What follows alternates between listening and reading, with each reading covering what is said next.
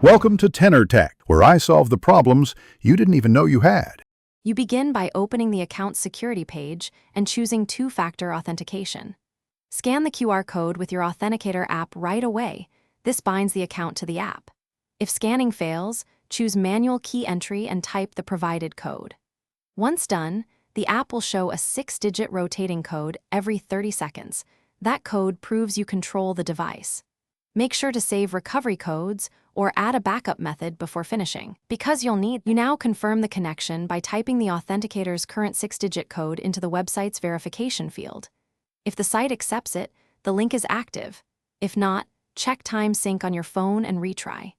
Label the account inside the app so you can pick the right code quickly in the future. Once verified, enable any optional settings like backup to cloud or encrypted export in the app, because that makes recovery easier while keeping the secret key safe. You'll use the Authenticator code during each login prompt instead of or alongside a password. Open the app, read the current 6-digit code, and type it before it rotates. If it changes mid-entry, wait for the next code. For recovery, keep printed recovery codes or set a secondary device so you won't get locked out. If codes fail, first verify your phone's clock is set to automatic time. Then try reinstalling the app or restoring from your encrypted backup to recover the account. Thanks for watching. Subscribe to keep your life in tune.